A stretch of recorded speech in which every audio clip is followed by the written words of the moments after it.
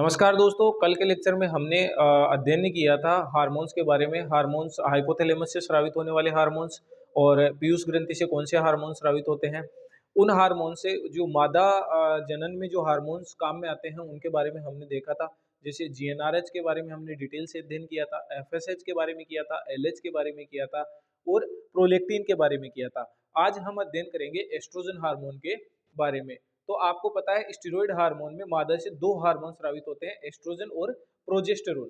ठीक है, तो आज हम देखेंगे एस्ट्रोजन के बारे में, फिर देखेंगे प्रोजेस्टेरोन के बारे में और प्रोजेस्टेरोन के बाद में जो एक हार्मोन होता है जिसका नाम है पीजीएफ2 अल्फा। वो हार्मोन नहीं होता है लेकिन हार्मोन जैसा अपन बोल सकते हैं, हार्मोन जैसा होता है, तो उसको हार्मोनोइड भी बोलते हैं क्योंकि वो जो इसका जो कार्य है वो किसकी तरह है, हार्मोन की तरह कार्य है। तो ये देखेंगे। उसके बाद हम देखेंगे स्ट्रेस साइकिल, जो मध्य चक्र होता है मादा में, उसके बारे में, उसकी क्या फेज होती है और उन फेज में क्या उनकी स्टेजेज होती है। तो फेज और उनकी स्टेज के बारे में अध्ययन करेंगे, वो वन बाय वन अपन इस लेक्चर में हम डिस्कस करेंगे। तो सबसे पहले एस्ट्रोजन का अध्ययन करते हैं। एस्ट्रोजन के बारे में आपको पता है कहाँ से इसका स्रोत क्या है, एस्ट्रोजन का श्रावण कहाँ से होता है। तो एस्ट्रोजन का श्रावण होता है थीका थीका इंटरना से। और थीका इंटरना को क्या नाम है, थीका इंटरना से ग्रेनुलोसा ग्रेनुलोसा सेल्स से क्या होता है, एस्ट्रोजन हार्मोन का स्रावण होता है। अब एस्ट्रोजन हार्मोन साथ ही साथ कौन सा हार्मोन होता है, इनेबिन हार्मोन इसका स्रावण होता है। ये क्या करता है, इसका काम क्या है, मादा में हीट के लिए जिम्मेदार, हीट के लिए जिम्मेदार।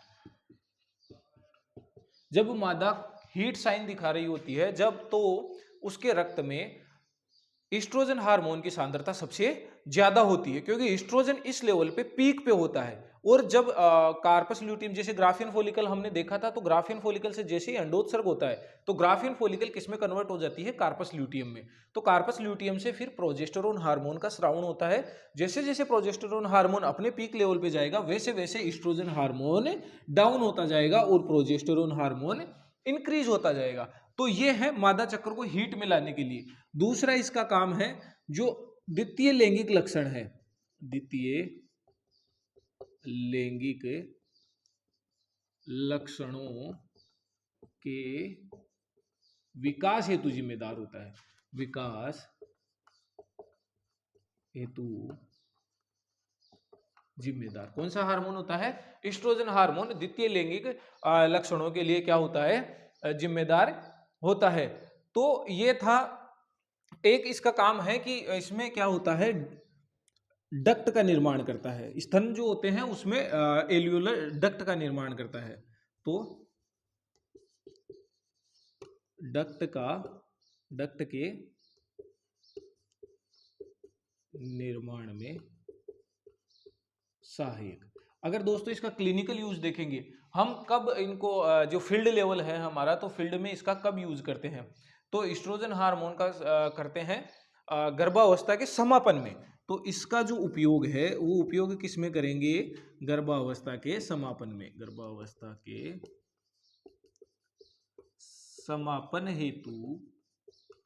समापन हेतु किसका उपयोग किया जाता है, एस्ट्रोजन हार्मोन का समापन किया जाता है, एस्ट्रोजन हार्मोन का उपयोग किया जाता है। तो ये था हमारा एस्ट्रोजन हार्मोन के बारे में। दूसरा है इसी से रिलेटेड एक और है जिसका नाम है इनहिबिन हार्मोन। इनहिबिन हार्मोन का प्रकृति क्या है, हमने प्रकृति के आधार पे भी हार्मोन्स का वर्गीकरण किया था। तो उसमें इनहिबिन हार्मोन ग्लाइकोप्रोटीन प्रकृति का था और ये जो एस्ट्रोजन हार्मोन है वो स्टेरॉइड प्रकृति का था। तो इनहिबिन हार्मोन क्या करता है, इनहिबिन हार्मोन जो एफएसएच है उसके जो स्रावण है उस स्रावण को क्या करता है, कम करवाता है, इनहिबिट करवाता है, उसके स्रावण को रिलैक्स करता है। तो ये था हमारा किसका काम, एस्ट्रोजन का काम। इसके बाद में एक हार्मोन और है जो कि प्रोजेस्टेरोन है। तो एक होता है एस्ट्रोजन, मैंने बताया जब तक भैंस या फिर कोई भी एनिमल जब तक गाभिन नहीं होगा तब तक किसका रोल रहेगा, एस्ट्रोजन का। एक बार कोई भी एनिमल कंसीव कर लेता है या गाभित हो जाता है तो उसके बाद में किसका रोल आता है? उसके बाद में रोल आता है प्रोजेस्टेरोन हार्मोन का।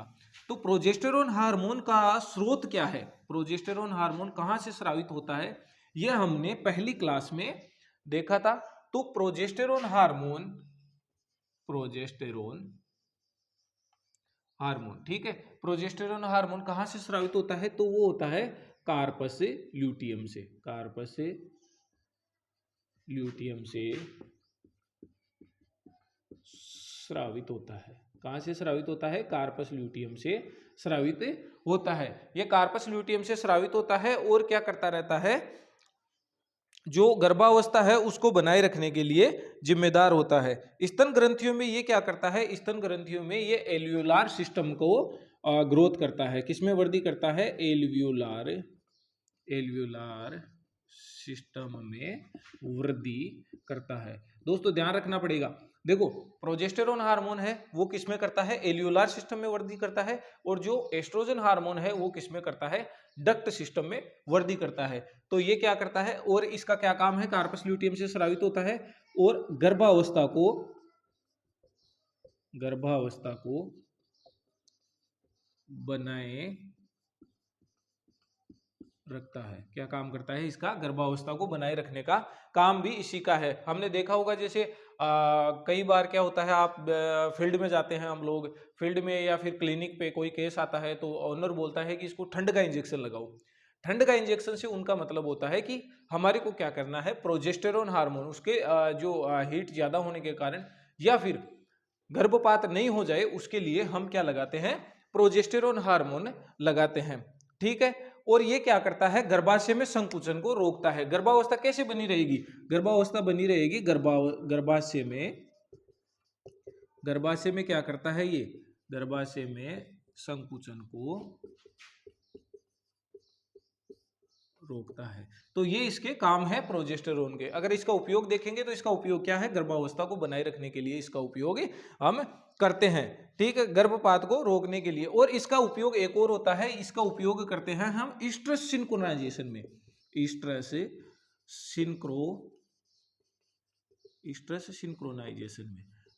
सिंक्रोनाइजेशन क्या होता है? देखो जो बड़े बड़े फार्म होते हैं उस पे ईस्ट्रस हम चाहते हैं कि जो हमारा एनिमल है या फिर बड़े फार्म के जो लोग हैं वो चाहते हैं कि जो हमारे जितने भी एनिमल है वो एक साथ हीट में आए। एक साथ हीट में आए तो वो उनको प्रेग्नेंट भी क्या करें? एक साथ करवाना होगा। और उनकी जब वो ब्याएंगी तो भी लगभग एक ही ड्यूरेशन में उनका क्या हो जाएगा? पार्चुरेशन, एक ही ड्यूरेशन में उनका प्रसव हो जाएगा। तो क्या होता है, ऐसे करने पर जो बड़े बड़े ब्रीडर है, बड़े बड़े फार्म के लोग हैं, उनको क्या होती है? मैनेजमेंट करने में सहायता होती है। तो वो क्या करते हैं? इसका इंजेक्शन देते हैं ईस्ट्रस सिंक्रोनाइजेशन में प्रोजेस्टेरोन का। जैसे मान लो कोई एनिमल, मेरे को पता है कोई भी ए एनिमल है, वो एनिमल हीट में आने वाला है 21 तारीख को, और बी एनिमल है वो हीट में आने वाला है मान लो 25 तारीख को, 25 या मान लो 30 तारीख को हीट में आने वाला है। तो हम क्या करेंगे? इसकी हीट जल्दी ला नहीं सकते। इसकी हीट में ऐसे तो है नहीं कि बी जो दूसरा बी वाला एनिमल है उसकी हीट 5 दिन कम कर दो और ले आओ, नहीं। इसके लिए हम क्या करेंगे? जो ए वाला एनिमल है उसको क्या देंगे? प्रोजेस्टेरोन हार्मोन देंगे। और हमारे को पता है कि जो प्रोजेस्टेरोन हार्मोन है वो क्या करता है? हीट में नहीं आने देता। क्यों? क्योंकि ये गर्भावस्था को बनाए रखता है। तो जितनी अगर रक्त में जितनी मात्रा प्रोजेस्टेरोन की रहेगी उतनी ही क्या होगा? उसमें हीट के साइन नहीं आएगी। वो जो भी एनिमल है वो हीट में नहीं आएगा, जो मादा है हीट में नहीं आएगी। तो हम क्या करते हैं? इसको प्रोजेस्टेरोन देंगे। तो जैसे प्रोजेस्टेरोन का असर मान लो 7-8 दिन तक रहता है तो ये किसके पास पहुंच जाते हैं? 30 दिन के पास या 30 तारीख के आसपास 30 दिन के पास पहुंच जाता है। तो ये क्या, ए और बी दोनों क्या होते हैं? साथ में हीट में आते हैं। तो ये थे प्रोजेस्टेरोन हार्मोन के कार्य। इसके बाद में एक हार्मोन हमने और देखा था जिसका नाम है रिलैक्सिन हार्मोन, ठीक है। रिलैक्सिन हार्मोन, जिसका नाम से ही आपको पता लग रहा होगा कि रिलैक्सिन हार्मोन रिलैक्स करता है। क्या? कौन सा हार्मोन? Relaxin hormone. यह हार्मोन यह हार्मोन यह हार्मोन किसको? सर्विक्स को शिथिलन करता है और पेल्विक कैविटी को शिथिल करता है, ठीक है। यह हार्मोन मैंने कल भी आपको बताया था, कल के पिछले लेक्चर में भी बताया था, पेल्विक कैविटी तथा सर्विक्स को शिथिल करता है, शिथिल करता है। ठीक है, तो रिलैक्सिन हार्मोन का आप इतना ये ध्यान रखो कि रिलैक्सिन हार्मोन क्या करता है, पेल्विक कैविटी तथा जो सर्विक्स है उसको शिथिल करता है। एक और हार्मोन है जो प्लेसेंटा से सीक्रेट होते हैं। तो जैसे प्लेसेंटा से स्रावित होने वाले हार्मोन, देखो एक होता है ईसीजी, इक्वाइन कोरियोनिक गोनेडोट्रोपिन, और दूसरा होता है ह्यूमन कोरियोनिक गोनेडोट्रोपिन। तो ये दो हार्मोन होते हैं। जो क्या होता है, ईसीजी का श्रावण होता है, ईसीजी किसमें श्रावित होता है, गोड़ी में श्रावित होता है, और जो ह्यूमन में श्रावित होता है वो होता है एचसीजी। देखो नाम से ही है, ई सी और जी, इसका मतलब क्या है, equine chorionic gonadotropin, equine chorionic gonadotropin hormone. ठीक है, और एक होता है हमने देखा एचसीजी, इसमें क्या आ जाएगा, ह्यूमन कोरियोनिक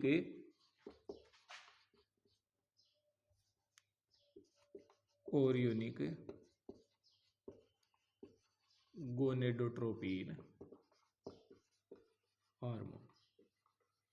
ठीक है, ये किसकी तरह काम करता है, या इसको दूसरा बोलते हैं प्रेग्नेंट मेयर स्टिमुलेटिंग हार्मोन। ठीक है, या इसको, ये किसकी तरह काम करता है, ये काम करता है एफएसएच की तरह, और ये वाला हार्मोन किसकी काम करता है, एलएच की तरह। ये वाला हार्मोन किसमें स्रावित होता है, ये वाला हार्मोन बॉडी में स्रावित होता है, और ये वाला हार्मोन ह्यूमन में स्रावित होता है। ये मोटी मोटी आपको इसकी बातें ध्यान में रखनी है।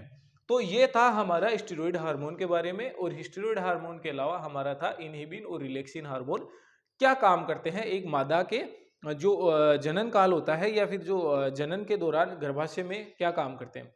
दूसरा एक हमने देखा था कि जो फैटी एसिड हार्मोन था, जिसकी प्रकृति के आधार पे हमने देखा फैटी एसिड हार्मोन कौन सा था, PGF2 अल्फा, जिसका भी जो फील्ड लेवल है उस पर बहुत यूज होता है। कोई मान लो PGF2 अल्फा क्या करता है, PGF2 अल्फा नेचुरल ल्यूटिलाइजिंग एजेंट है। ल्यूटिलाइजिंग एजेंट मतलब जो कार्पस ल्यूटियम है उसको रिग्रेस करता है, उसको क्या करता है, जैसे कार्पस ल्यूटियम है उसको विलुप्त करने का काम करता है। एक बार ये सोचो आप, ठीक है। कार्पस ल्यूटियम से क्या स्रावित होता है, आप सबको पता है, कार्पस ल्यूटियम से प्रोजेस्टेरोन स्रावित होता है। तो प्रोजेस्टेरोन स्रावित होता है कार्पस ल्यूटियम से। अगर मैं इसको रिग्रेस करूंगा या फिर इसको कम करूंगा या इसको विलुप्त करूंगा, तो क्या होगा, जैसे जैसे कार्पस ल्यूटियम कम होगा प्रोजेस्टेरोन की मात्रा कम होगी, तो प्रोजेस्टेरोन की मात्रा कम होगी, वैसे वैसे ईस्ट्रोजन हार्मोन बढ़ेगा। और ईस्ट्रोजन हार्मोन, अभी मैंने आपको बताया ईस्ट्रोजन हार्मोन किसके लिए जिम्मेदार है, ईस्ट्रोजन हार्मोन जिम्मेदार है ईस्ट्रस या एनिमल को हीट में लाने के लिए। ठीक है, ये थी। तो PGF2 अल्फा का इंजेक्शन हम कब लगाते हैं, PGF2 अल्फा का इंजेक्शन हम किसी भी एनिमल या पशु को हीट में लाने के लिए PGF2 अल्फा का उपयोग करते हैं। अब PGF2 अल्फा जो किससे स्रावित होता है, PGF2 अल्फा जो गर्भाशय होता है वो गर्भाशय की एंडोमेट्रियम से स्रावित होता है। ठीक है, तो PGF2 अल्फा के बारे में हम थोड़ा बहुत यहाँ पे डिस्कस कर लेते हैं। आपको पता होना चाहिए PGF2 अल्फा का क्या उपयोग है, इसको किस उपयोग में, और अब हम कब इसको उपयोग लेते हैं। ठीक है, तो PGF2 अल्फा जो है वो है फैटी एसिड हार्मोन प्रकृति का। ठीक है, तो PGF2 अल्फा हार्मोन कहाँ से स्रावित होता है, यह गर्भाशय की एंडोमेट्रियम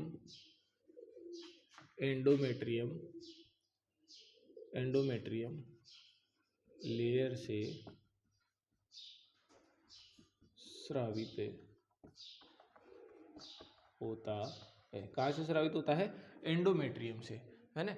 इसका काम क्या है, तो इसका काम है गर्भाशय में संकुचन करना, और मैंने अभी आपको बताया नेचुरल ल्यूटियोलाइटिक एजेंट है। ठीक है, इसका कार्य लिख लो, कार्य है इसका गर्भाशय में संकुचन करना और दूसरा काम है, यह क्या है, नेचुरल ल्यूटियोलाइटिक एजेंट। इसका मतलब क्या होता है, यह जो कार्पस ल्यूटियम है, कार्पस ल्यूटियम को नष्ट करता है, कार्पस ल्यूटियम को नष्ट करता है, जिससे क्या होता है, एस्ट्रोजन प्रोजेस्टेरोन हार्मोन का लेवल नीचे जाता है और एस्ट्रोजन हार्मोन का लेवल ऊपर जाता है। इसका जो क्लिनिकल उपचार है, किस किस के उपचार में करते हैं, क्लिनिकल जो उपचार है किस किस के रोगों में करते हैं, तो इसका एक उपयोग होता है, जैसे मान लो एस्ट्रोजन जैसे ही कम आएगा, हीट में क्या होता है, हीट में सर्विक्स का मुंह क्या होता है, खुला रहता है, सर्विक्स का मुंह खुलता है और गर्भाशय में ये क्या करता है, संकुचन करता है। तो जैसे ही गर्भाशय में संकुचन करेगा, तो अगर मान लो हमारे को किसी भी कारणवश किसी भी 7 महीने की गाभण है, तो उसको हमारे को क्या करवाना है, अभी हमारे को बच्चा लेना है, तो हम क्या करेंगे, PGF2 अल्फा का इंजेक्शन देंगे। तो जैसे ही PGF2 अल्फा का इंजेक्शन देंगे, क्या होगी, सर्विक्स डायलेट होगी, सर्विक्स शिथिल होगी और गर्भाशय में संकुचन होगा, जिससे बच्चा बाहर आ जाएगा। एक कंडीशन होती है कि गर्भाशय में कभी कभी क्या होती है, प्लेसेंटा के कुछ भाग टूट जाते हैं, या फिर कभी कभी पूरी ही प्लेसेंटा गर्भाशय के अंदर रह जाती है। तो इससे क्या होता है, गर्भाशय में पस फॉर्मेशन हो जाता है, पस का निर्माण हो जाता है। तो वो पस क्या हो जाती है, अंदर एकत्रित हो जाती है यूट्रस के अंदर, जिसको हम एक कंडीशन होती है जिसको बोलते हैं पायोमेट्रा। तो पायोमेट्रा में क्या होता है, पायोमेट्रा में भी हम क्या करते हैं, पायोमेट्रा के इलाज में किसका इंजेक्शन देते हैं, पायोमेट्रा के इलाज में देंगे PGF2 अल्फा का इंजेक्शन, जिससे गर्भाशय का संकुचन होगा और जो भी पस भरी है वो बाहर आ जाएगा। दूसरा है मम्मीफिकेशन के इलाज में, किसमें, मम्मीफिकेशन। देखो दोस्तों, कई बार क्या होता है, मम्मीफिकेशन क्या होता है, जैसे आपने फिल्मों में देखा होगा, पुरानी जो मम्मी होती है, मम्मी मतलब जब आदमी अंदर से पूरा सूख जाता है, सूख के क्या हो जाता है, ये जो त्वचा है, त्वचा किसके अटैच में आ जाती है, गाढ़ चमड़ी के वो हड्डियों के संपर्क में आ जाती है, तो मतलब गाढ़ा सूख जाना, बॉडी का पूरा सूख जाना। तो इस कंडीशन को क्या बोलते हैं, मम्मीफिकेशन। और इस मम्मीफिकेशन वाली कंडीशन में हम क्या करते हैं, उसको PGF2 अल्फा देते हैं। और एक होता है ल्यूटियल सिस्ट के उपचार में, ल्यूटियल सिस्ट के उपचार में, ल्यूटियल सिस्ट के उपचार में, तो इसको तो समझाने की जरूरत ही नहीं है। जो ल्यूटियल सिस्ट है, कार्पस ल्यूटियम है, वो कार्पस ल्यूटियम का नष्ट करने का काम ही हमने लिख लिया ऊपर, यही काम है। तो ये ल्यूटियल सिस्ट के उपचार में भी इसका काम में लिया जाता है। ठीक है दोस्तों, तो ये थे हमारे हार्मोन्स के बारे में कि जो मादा जनन तंत्र है, जो फीमेल रिप्रोडक्टिव सिस्टम है, इसमें कौन कौन से मेन हार्मोन यूज में लिए जाते हैं। अब इन हार्मोन्स के जो कॉम्बिनेशन है, उस कॉम्बिनेशन के आधार पे इसमें क्या चलता रहता है, स्ट्रेस साइकिल चलती रहती है। ठीक है, तो स्ट्रेस साइकिल के तो इसके लिए हम क्या पढ़ेंगे, स्ट्रेस साइकिल पढ़ेंगे।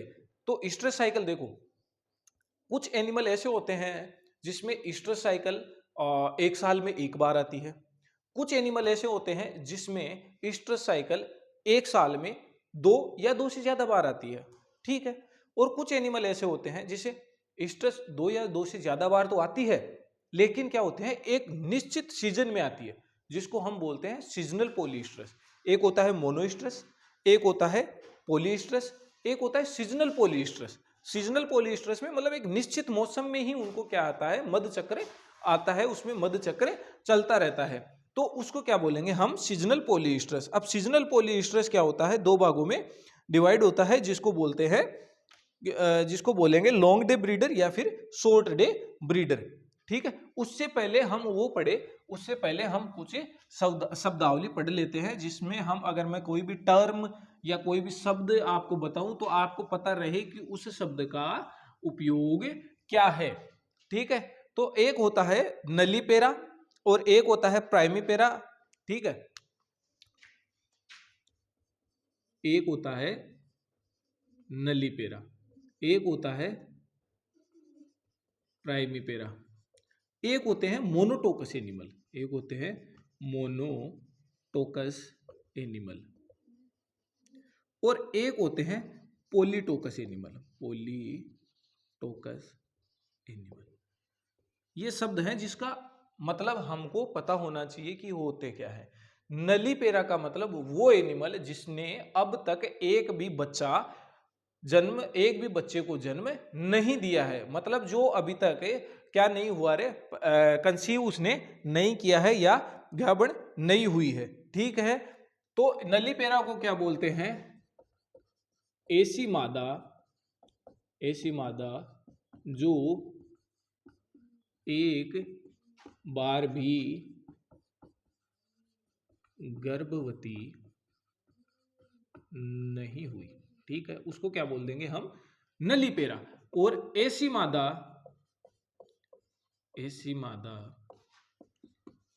जो पहली बार, क्या है रे, जो पहली बार गर्भवती हुई है, उसको क्या बोलेंगे हम, प्राइमीपेरा। अब देखो, एक होता है मोनोटोकस एनिमल और एक होता है पॉलीटोकस एनिमल। आपने देखा होगा कुछ एनिमल एक बार में खाली एक ही बच्चा, जैसे गाय है, गाय एक ही बच्चा, कभी कभी ट्विंस होते हैं, ठीक है, भैंस है जो एक गाभण में या जब एक गाभण तो होती है तो एक ही बच्चा देती है, लेकिन कुत्ता है, बिल्ली है, खरगोश है, सुअर है, ये क्या करते हैं, एक बार में दो या दो से अधिक एनिमल को क्या करते हैं, ये दो अधिक जानवर को या अधिक संतान को जन्म देते हैं, तो इसको क्या बोलेंगे, पॉलीटोकस एनिमल, ठीक है। तो ऐसे एनिमल जो जो एक बार में एक ही बच्चे को जन्म देती है, ऐसी मादा जो एक बार में एक ही बच्चे को जन्म देती है, ठीक है। पॉलीटोकस का मतलब क्या हो गया, मादा जो एक बार में एक से ज्यादा बच्चे को जन्म देती है, मादा जो एक बार में एक से ज्यादा बच्चे को जन्म देती है, ठीक है दोस्तों। ये था हमारी कुछ शब्दावली जिसको बोलते हैं नलीपेरा, प्राइमीपेरा, मोनोटोकस या फिर पॉलीटोकस, जिसके बारे में हमने देखा कि मोनोटोकस एनिमल क्या होते हैं और पॉलीटोकस एनिमल क्या होते हैं। अब हम करेंगे स्ट्रेस साइकिल या फिर जिसको बोलते हैं मध्य चक्कर के बारे में स्टडी।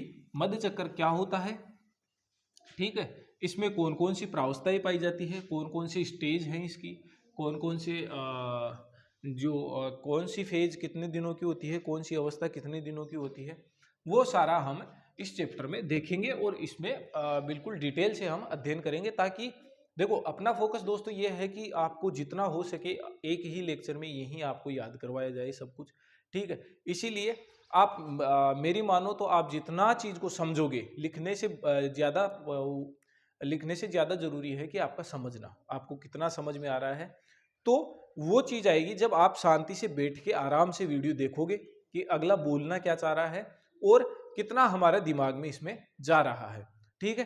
तो स्ट्रेस साइकिल क्या होती है, स्ट्रेस साइकिल होती है कि वह चक्र, या स्ट्रेस साइकिल को बोले अपन कि गर्भवती महिला है, मादा जानवर है या फिर जानवर है, उसका नियमित अंतराल पर प्रदर्शित की जाने वाली चक्रीय गतिविधि, ठीक है।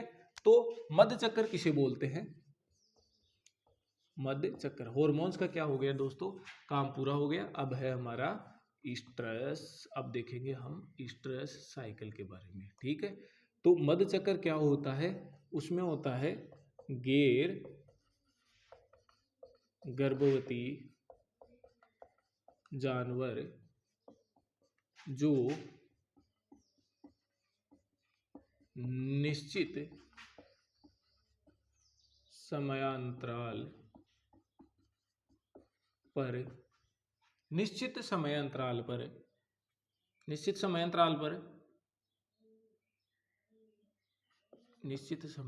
पर चक्र प्रदर्शित करता है। मतलब एक साइकिल होती है, एक साइकिल के बाद में वो क्या होता है, हीट में आता है। तो उस साइकिल के बाद में वो हीट में आता है, एक हर एनिमल की स्ट्रेस साइकिल फिक्स होती है।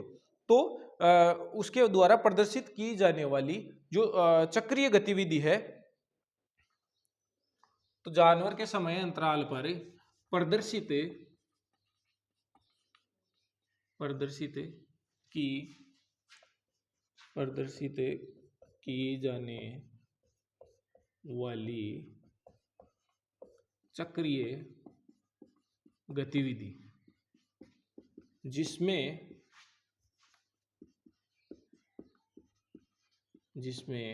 वह प्रजनन के लिए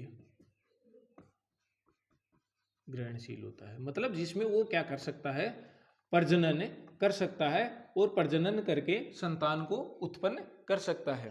ठीक है, तो स्ट्रेस साइकिल क्या होती है, यह एक चक्रीय गतिविधि है जिसमें क्या होता है, वो प्रजनन के लिए ग्रहणशील होता है, मतलब प्रजनन कर सकता है, वह अलाउ करता है, जो मादा है वो अलाउ करती है नर को उसके साथ मेटिंग करने के लिए।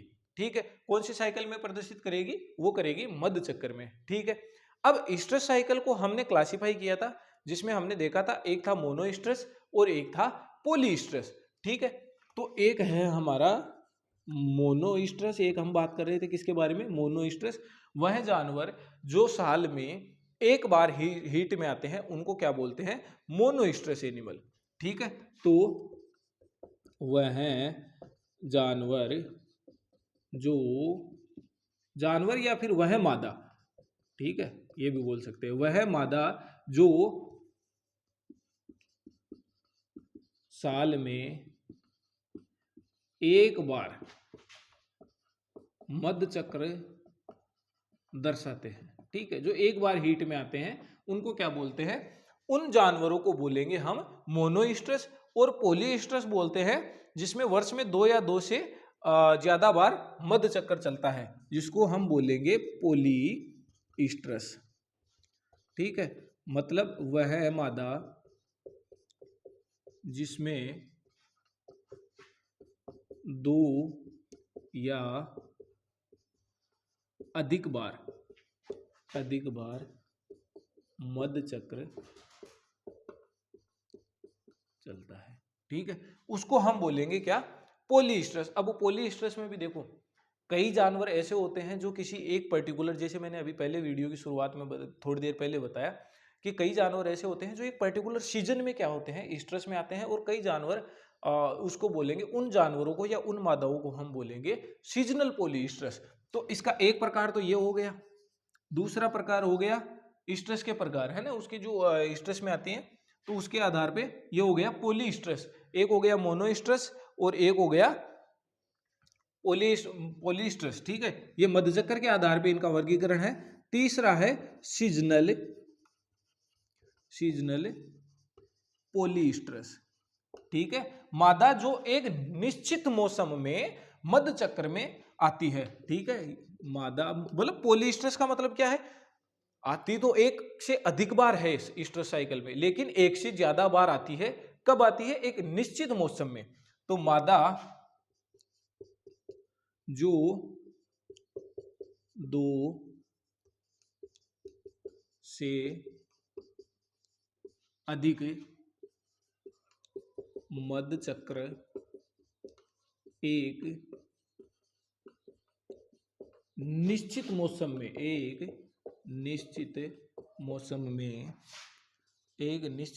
में क्या करती है, प्रदर्शित करती है। ठीक है, मादा जो 2 या 2 से अधिक मध्य चक्र एक निश्चित मौसम में, ठीक है, इसके आधार पे इसको बांटा गया है 2 भागों में। ठीक है, सीजनल पॉलीस्ट्रेस को 2 भागों में डिवाइड किया गया है, जिसमें एक है लॉन्ग डे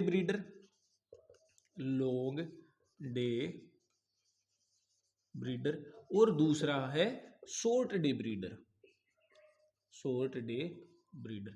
इसकी दोस्तों आपको डेफिनेशन याद रखने की जरूरत नहीं है। लॉन्ग डे का मतलब जो लंबे दिनों में, और लंबे दिन कौन से होते हैं, गर्मियों के दिन होते हैं। ठीक है, तो गर्मियों के दिनों में जो भी एनिमल हीट में आता है उसको क्या बोलेंगे, लॉन्ग डे ब्रीडर। और शॉर्ट डे जो मतलब कम समय में, जो दिन छोटा होता है, और दिन छोटे कब होते हैं, सर्दियों के दिनों में। तो इसका उदाहरण होता है, इसका एग्जाम्पल होता है घोड़ी। ठीक है, घोड़ी हमारी क्या है, लॉन्ग डे ब्रीडर, और जो हमारी भेड़ है वो क्या है, शॉर्ट डे ब्रीडर। तो ये दोनों एग्जाम्पल बहुत ही इंपॉर्टेंट है, बहुत सारे एग्जाम में ये पूछे जाते हैं। आपके एलएसए 2016 में भी शायद ये क्वेश्चन पूछा गया है, मेरे को जहां तक आइडिया है, कि लॉन्ग डे ब्रीडर कौन सा एनिमल है, निम्न में से कौन सा एनिमल लॉन्ग डे ब्रीडर है। ठीक है, तो उसमें कौन सा था, ऑप्शन में घोड़ी था, और बाकी शॉर्ट डे ब्रीडर थे जितने भी थे। या फिर ऐसे पूछ सकता है कि निम्न में से कौन सा एनिमल लॉन्ग डे ब्रीडर नहीं है, मतलब बाकी लॉन्ग डे ब्रीडर का नाम दे देगा, और जो है वो हो जाएगा। ठीक है, बाकी वो दूसरा हो जाएगा। तो घोड़ी और बिल्ली में होता है, और ये भेड़ हो जाएगा, बकरी हो जाएगा, और ऊँटनी, ये स्पेशल ध्यान रखना, ऊँटनी क्या है, शॉर्ट डे ब्रीडर है। ये था दोस्तों हमारे किसके बारे में, ईस्ट्रस के बारे में बेसिक जानकारी, जिसमें हमने देखा कि ईस्ट्रस को क्लासिफाई कर रखा है हमने किसके आधार पे, मध्य चक्र के आधार पे हमने इसको क्लासिफाई किया है। और क्लासिफाई करके हमने देखा मोनोईस्ट्रस क्या होती है, पॉलीईस्ट्रस क्या होता है, सीजनल पॉलीईस्ट्रस क्या होते हैं, ये सब हमने देखा। एक्चुअली ईस्ट्रस साइकिल क्या होती है वो हम देखते हैं। अब क्या इसकी प्रावस्थाएं हैं, कितनी प्रावस्थाएं हैं, वो अब हम देखते हैं।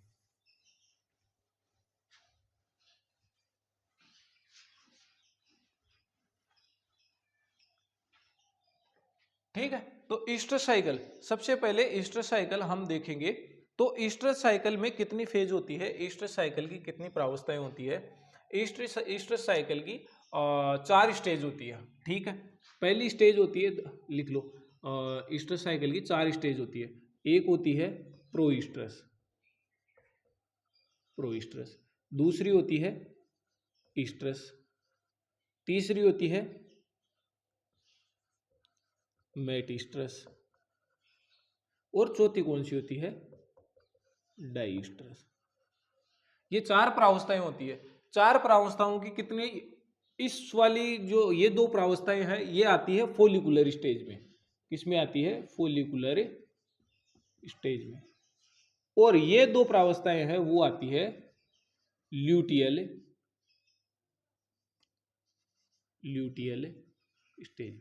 मतलब इस अवस्था में तो क्या होता है, ल्यूटियल मतलब कार्पस ल्यूटियम का निर्माण हो रहा होता है। इसमें ये जो प्रावस्था है वो कार्पस ल्यूटियम की प्रावस्था है।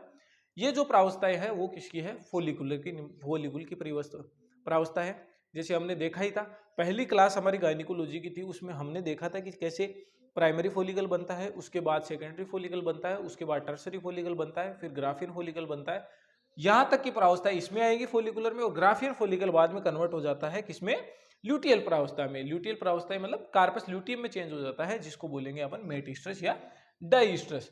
तो सबसे पहले हम देखते हैं किसी एक एनिमल की, जिसको हम गाय या भैंस की ईस्ट्रस साइकिल के बारे में हम पढ़ते हैं। ठीक है, तो हमने देखा कितनी प्रावस्थाएं हैं, 4 प्रावस्थाएं। एक प्रावस्था ये है जिसको बोलते हैं प्रोईस्ट्रस, एक प्रावस्था ये आती है जिसको बोलते हैं ईस्ट्रस, एक को बोलते हैं हम मेटिस्ट्रस, और एक हो जाएगा डाइस्ट्रस। ठीक है, ये प्रावस्थाएं हैं। इसके इनको भागों में बांटा गया है, अलग अलग दिनों के भागों में इसको बांटा गया है। जैसे कौन सी जो प्रावस्था है कितने दिनों की होती है, और कौन सी प्रावस्था सबसे ज्यादा होती है, कौन सी प्रावस्था कम दिन की होती है। तो हम देखें, अगर प्रोईस्ट्रस देखें तो ये 2 से 3 दिनों की होती है। ये जो ईस्ट्रस है वो 12 से 24 घंटे की होती है, हावर की। ठीक है, ये किसके बारे में हम बात कर रहे हैं, केटल या फिर बफेलो के बारे में, केटल या बफेलो के बारे में। ठीक है, ये 12 से 24 आवर की होती है। मेट ईस्ट्रस हमारा जो होता है वो 3 दिनों का होता है, और लगभग 15 डे का क्या होता है, डाइस्ट्रस। तो इससे साफ है कि आपको कोई पूछे कि सबसे जो ईस्ट्रस साइकिल है उसकी सबसे लंबी जो स्टेज है वो कौन सी है, तो ईस्ट्रस साइकिल की सबसे लंबी स्टेज है डाइस्ट्रस है, जिसको जो क्या है 15 दिनों की है। तो पूरा अगर गाय और भैंस में देखें तो हम ईस्ट्रस साइकिल कितने दिनों का होता है, 21 दिन का। ईस्ट्रस साइकिल मध्य चक्कर 21 दिन का होता है, जिसमें वो 2 से 3 दिन बाद में ईस्ट्रस हीट में आती है। हीट के साइन कौन सी प्रावस्था में दिखाता है, ईस्ट्रस प्रावस्था में, या उसके बाद। तो प्रोईस्ट्रस का क्या काम है, प्रोईस्ट्रस का काम है फोलिकल का निर्माण करना। किसका निर्माण रे, फोलिकल निर्माण करना, फोलिकल निर्माण करना है। उसके बाद में ईस्ट्रस का क्या काम होता है, ईस्ट्रस का काम है हीट साइन दिखाना, हीट साइन दिखाना, एनिमल के द्वारा हीट साइन दिखाना। उसमें क्या होता है, ईस्ट्रोजन की मात्रा बढ़ जाती है, ब्लड में किसकी मात्रा बढ़ जाती है, ईस्ट्रोजन की मात्रा बढ़ जाती है। तो ईस्ट्रोजन की मात्रा बढ़ने से आपने देखा होगा कि गाय जो होती है वो रंभाने लग जाती है, जो उसका खूंटा होता है वो चारों ओर चक्कर लगाने लग जाती है, बार बार पेशाब करने लगती है। तो वो क्या होती है, रेस्टलेसनेस होती है। ठीक है, थोड़ी एग्रेसिव टाइप की होती है। तो ये क्या है, ये कौन सी प्रावस्था में होता है, ये ईस्ट्रस प्रावस्था में होता है। गाय और भैंस में देखें तो ईस्ट्रस प्रावस्था के समय बाद आती है मेट ईस्ट्रस, जो कि है ल्यूटियल फेज। कौन सी है, ल्यूटियल फेज। ये हमने देखा था, ये कौन सी फेज थी दोनों, फोलिकुलर फेज ये थी फोलिकुलर फेज, और ये हमारी दोनों कौन सी थी, ल्यूटियल फेज। ल्यूटियल फेज, इसमें क्या होता है, इसमें होता है अंडोत्सर्ग। तो ये वाली फेज कौन सी है, इसको अंडरलाइन कर लेना है ना, अंडोत्सर्ग। अंडोत्सर्ग होता है इस वाली फेज में। अंडोत्सर्ग क्यों होता है, अंडोत्सर्ग इसलिए होता है, इसीलिए देखो कभी देखा होगा आपने कि कोई भी एनिमल आज रंभाना स्टार्ट करता है, तो अगर मॉर्निंग में रंभाना स्टार्ट किया तो उसको सीमन कब लगाते हैं अपन, इवनिंग में। एआई कब करते हैं, इवनिंग में। या इवनिंग में जब रंभाना स्टार्ट करता है, इवनिंग में जब हीट में आती है, तो उसको अपन एआई करते हैं मॉर्निंग में। क्यों, क्योंकि जो 12 से 24 घंटे का जो ईस्ट्रस साइकिल है जिसमें वो रंभाना स्टार्ट करती है, उसके बाद में जो मेट ईस्ट्रस है उसमें अंडोत्सर्ग होता है, 12 से 24 घंटे बाद अंडोत्सर्ग होता है। तो उस वाली कंडीशन में हम क्या करते हैं, एआई करते हैं। अगर जब वो मॉर्निंग में हीट में आई और मॉर्निंग में एआई कर दिया, तो एआई कंसीव नहीं होगा। क्यों, क्योंकि एआई कंसीव कैसे होगा, जब अंडोत्सर्ग ही 24 घंटे या 12 घंटे बाद हो रहा है, तो कैसे होगा। ठीक है, तो ये क्या हो जाएगा, अंडोत्सर्ग हो जाएगा। इसमें जो हमारा जो ग्राफियन फोलिकल है वो किसमें चेंज हो जाएगा, कार्पस ल्यूटियम में। और कार्पस ल्यूटियम में चेंज होने के कारण धीरे धीरे जो प्रोजेस्टेरोन की मात्रा है, प्रोजेस्टेरोन की मात्रा वो रक्त में बढ़ने लगती है, और ईस्ट्रोजन की जो मात्रा है, ईस्ट्रोजन की मात्रा है वो ब्लड में धीरे धीरे घटने लगती है। फिर आता है डाइस्ट्रस। डाइस्ट्रस में क्या होता है, ये स्ट्रस जो 16 और 17वें दिन तक 15 दिन की चलती है। इसमें क्या होता है, एनिमल में अगर एनिमल में निषेचन हो जाता है तो corpus luteum as it is बनी रहती है, और किसका श्रावण करती है, प्रोजेस्टेरोन का श्रावण करती है। और अगर 21 दिनों की साइकिल में निषेचन नहीं होता है तो कार्पस ल्यूटियम धीरे धीरे नष्ट होने लगती है। तो धीरे धीरे नष्ट होने लगेगी 16 से 17 दिनों तक। ठीक है, 16वें से 17वें दिनों तक ये इस डाइस्ट्रस में कार्पस ल्यूटियम नष्ट होने लगती है। तो क्या होता है डाइस्ट्रस में, यदि निषेचन, यदि निषेचन होता है, यदि निषेचन होता है तो क्या होता है, कार्पस ल्यूटियम से प्रोजेस्टेरोन, प्रोजेस्टेरोन कंटिन्यू रहता है। प्रोजेस्टेरोन क्या रहता है, कंटिन्यूअस रहता है। ठीक है, और यदि निषेचन नहीं होता है, क्या नहीं होता है रे, और निषेचन नहीं होता है, उस कंडीशन में कार्पस ल्यूटियम क्या हो जाती है, नष्ट हो जाती है। नष्ट हो जाएगी तो उससे क्या होगा, जो प्रोजेस्टेरोन है,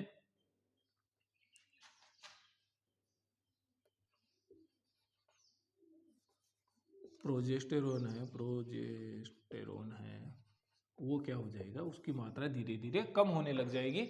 जैसे जैसे उसकी मात्रा कम होगी, देखो इसका ग्राफ ऐसे चलता है, जैसे मान लो ये था यहाँ पे, ये पीक पे था, फिर ऐसे चलता रहता है। ठीक है, ये क्या था, ईस्ट्रोजन, ईस्ट्रोजन। फिर दूसरी लाइन आती है जिसमें क्या होता है, जब ईस्ट्रोजन पीक पे होता है तब प्रोजेस्टेरोन कम होता है। लेकिन जब ये देखो यहाँ पे जब प्रोजेस्टेरोन कम हुआ तो ये धीरे धीरे ये पीक पे रहता है, तो ये प्रोजेस्टेरोन है। ठीक है, तो प्रोजेस्टेरोन कब होता है, जब ईस्ट्रोजन कम होता है तो प्रोजेस्टेरोन ज्यादा होता है, और प्रोजेस्टेरोन कम होता है, ज्यादा होता है तो ईस्ट्रोजन कम होता है। तो ये था मध्य चक्र किसके बारे में, ये मध्य चक्र था एक भैंस के बारे में, गाय या भैंस के बारे में। तो डाइस्ट्रस में क्या होता है, यह सबसे लंबी प्रावस्था है, आप सबको पता है, टाइम के आधार पे आपको दिख रहा है। और इस प्रावस्था में कार्पस ल्यूटियम पूर्ण विकसित हो जाता है, और प्रोजेस्टेरोन की सांद्रता भी इसमें उच्च होती है। ठीक है, निषेचन के पश्चात कार्पस ल्यूटियम, निषेचन है तो कार्पस ल्यूटियम बना रहेगा और प्रोजेस्टेरोन कंटिन्यूअस सीक्रेट करता रहेगा। इसके बाद में हम देखेंगे, एक ओवरव्यू ले लेते हैं एक बार, किसके बारे में, ये जो कुतिया होती है, बिच होती है, उसके बारे में हम देखते हैं कि उसका जो प्रोजेस्टेरोन साइकिल सेम होता है या इससे डिफरेंट होता है, सॉरी ईस्ट्रस साइकिल सेम होता है या ईस्ट्रस साइकिल डिफरेंट होता है। ठीक है, ये तो था किसमें, गाय भैंस में मध्य चक्र। अब किसमें देखेंगे हम, बिच में देखेंगे, कुतिया में क्या देखेंगे, प्रोजेस्टेरोन साइकिल। इसमें भी कितनी प्रावस्थाएं होती है, 4 प्रावस्थाएं होती है, जिसमें पहली प्रावस्था होती है प्रोईस्ट्रस, किसकी होती है, प्रोईस्ट्रस। ये फिर होती है ईस्ट्रस, तो ईस्ट्रस के बाद में डाइस्ट्रस, और लास्ट की होती है एनिस्ट्रस। तो सबसे पहले बात तो आपको यही पता लग गया कि जो कुतिया होती है उसमें मेट ईस्ट्रस अवस्था नहीं होती। तो यहां पे मैं लिख सकता हूं, जो मेट ईस्ट्रस होती है, मेट ईस्ट्रस फेज क्या होती है, एब्सेंट होती है। मेट स्ट्रेस फेज क्या होती है, एब्सेंट होती है कुतिया में। ठीक है, अब इसका टाइम लिख लेते हैं हम। प्रो स्ट्रेस कितने दिनों, इसमें दिनों में होता है। प्रो स्ट्रेस 9 डे की होती है, और स्ट्रेस कितना होता है, 9 डे की होती है। और डाई स्ट्रेस कितना होता है, 2 मंथ का होता है। और एन स्ट्रेस कितना होता है, 9 मंथ का, 8 to 9 मंथ का ये होता है। तो सबसे लंबी प्रावस्था कौन सी है कुतिया में, एनी स्ट्रेस है। ठीक है, हमने देखा था कि जो मोनो स्ट्रेस है, जो एक साल में केवल एक बार हीट में आते हैं, जिसको बोलते हैं मोनो स्ट्रेस एनिमल। उसमें आप एग्जाम्पल लिख लेना, उसका एग्जाम्पल है कुत्ता, कुतिया सॉरी, बिच, है ना। तो उसमें क्या होता है, 9 डे का ये होता है। अब ये देखो, इसमें एक प्रॉब्लम और रहती है। इसमें एक प्रॉब्लम, जब ये डाई स्ट्रेस में, ये स्ट्रेस के जस्ट बाद क्या आता है, डाई स्ट्रेस। अब डाई स्ट्रेस में जाती है तो 2 महीने तक डाई स्ट्रेस में रहती है। तो हमको लगता है कि जैसे गर्भावस्था काल कितना रहता है इसका, कुतिया का गर्भावस्था काल भी 2 महीने का ही रहता है, और डाई स्ट्रेस भी 2 महीने का। तो हमको लगता है कि ये एनिमल प्रेग्नेंट हो गया है, लेकिन वो एक्चुअली प्रेग्नेंट नहीं होता है। कई बार कभी कभार ये प्रेग्नेंट नहीं होता है, और ये डाई स्ट्रेस फेज में होता है। तो इससे क्या होता है, थोड़ी सूडो प्रेगनेंसी भी होती है। और सूडो प्रेगनेंसी एक बार हमने देखा था कि कौन से हार्मोन की वजह से, कुतिया में कौन से हार्मोन की वजह से होती है सूडो प्रेगनेंसी, ये कमेंट बॉक्स में बताना। ठीक है, या फिर हम नेक्स्ट लेक्चर में डिस्कस कर लेंगे। ठीक है, तो प्रोजेस्टेरोन हो गया, ईस्ट्रोजन हो गया, डाइस्ट्रेस हो गया और एनिस्ट्रेस हो गया, जिसका अलग अलग क्या हो गई, इनकी अवधि हो गई, कौन कौन सी अवधि में ये पाया जाता है। और इसमें अंडोत्सर्ग कौन सी अवस्था में होता है, बताओ देखिए, अंडोत्सर्ग कौन सी अवस्था में होता है। ठीक है, अंडोत्सर्ग इसमें स्ट्रेस फेज में ही होता है। ठीक है, अब होता है कि एक हमने देखा था कि ओवरी देखी थी, उसमें जब हमने पहले लेक्चर पढ़ा था जिसमें ओवरी के बारे में, उस ओवरी में एक स्ट्रक्चर पढ़ा था, जिसमें पढ़ा था कि हमने जो घोड़े की जो ओवरी होती है, घोड़ी की जो ओवरी होती है, उसकी संरचना कैसी होती है, बीन शेप होती है। बीन शेप क्यों होती है, क्योंकि ऐसी बीन शेप क्यों होती है, क्योंकि इस पे यहाँ पे एक केविटी पाई जाती है, गुहा पाई जाती है। तो इस गुहा का नाम वहां पे लिख लेना, उसका नाम होता है ओवुलेटरी फोसा। ओवुलेटरी फोसा उसका नाम होता है। इसी प्रकार कुत्ते में क्या होता है, एक पाउच में ओवरी क्या होती है, एक पाउच में होती है, जिसको क्या बोलेंगे, जो कुत्ता होता है, कुत्ते में क्या होता है, जो बिच है, बिच में जो ओवरी है, वो ओवरी किस में होती है, एक पाउच में होती है, जिसको बोलते हैं ओवेरियन, जिसको बोलते हैं हम ओवेरियन बर्सा। ठीक है, क्या बोलेंगे, ओवेरियन बर्सा बोलते हैं। ठीक, ओवेरियन बर्सा, ये हेडिंग लगा के, ये स्टार मार्क करके इसको लिख लेना कि जो कुत्ते की जो ओवरी होती है, कुतिया में जो ओवरी होती है, वो किस में होती है, ओवेरियन बर्सा में होती है। और एक गुहानुमा संरचना किस पे होती है, ओवरी पे पाई जाती है। किस में पाई जाती है, गुहानुमा संरचना, वो पाई जाती है घोड़ी में गुहानुमा संरचना अंडाशय में पाई जाती है, जिसको बोलते हैं ओवुलेटरी फोसा। तो ये था दोस्तों किसके बारे में, ये था हमारा मध्य चक्र के बारे में, ईस्ट्रस साइकिल के बारे में था, जिसमें हमने देखा कि ईस्ट्रस साइकिल और उसकी विभिन्न प्रावस्थाओं के बारे में देखा, क्या क्या स्टेजेज है उसकी बारे, सबसे लंबी स्टेज कौन सी है, अंडोत्सर्ग कौन सी अवस्था में होता है। और कई कई बार क्या होता है, जो गाय होती है, वो गाय में मेस्ट स्ट्रेस में, जो गाय की जो मेट स्ट्रेस प्रावस्था होती है, उस प्रावस्था में कभी कभी ब्लीडिंग देखी जाती है। ठीक है, उस ब्लीडिंग में को क्या बोलते हैं, मेट स्ट्रेस ब्लीडिंग भी हम बोलते हैं। तो ये था आपका मोटा मोटा स्ट्रेस साइकिल के बारे में। जो भी क्वेश्चन स्ट्रेस साइकिल के बारे में पूछे जाएंगे, वो आपको यहीं से मिल जाएंगे, आपके एग्जाम में यहीं से मिल जाएंगे। कल एक महत्वपूर्ण टॉपिक, अगला जो टॉपिक होगा, वो एक महत्वपूर्ण टॉपिक हम डिस्कस करेंगे, जो है आर्टिफिशियल इंसेमिनेशन, एआई। ठीक है, एआई से क्वेश्चन पूछा ही पूछा जाता है। जैसे आपके पिछले एग्जाम में था कि जब एआई के लिए हम जो LN2 जार यूज में करते हैं, उसको उसमें उसका जो टेम्परेचर होता है वो कितना होता है, और भी क्वेश्चन थे, मिनी स्ट्रा का वॉल्यूम कितना होता है, और था कि जब हम एआई के दौरान स्ट्रा को गर्म पानी में रखते हैं तो उस पानी का टेम्परेचर कितना होता है, उसको कितने डिग्री सेंटीग्रेड पे रखना चाहिए। ये सब बातें हैं जो हम कल डिस्कस करेंगे। कल एक महत्वपूर्ण टॉपिक है, जरूर देखिएगा। तब तक के लिए जय हिंद, जय भारत, फिर से मिलेंगे।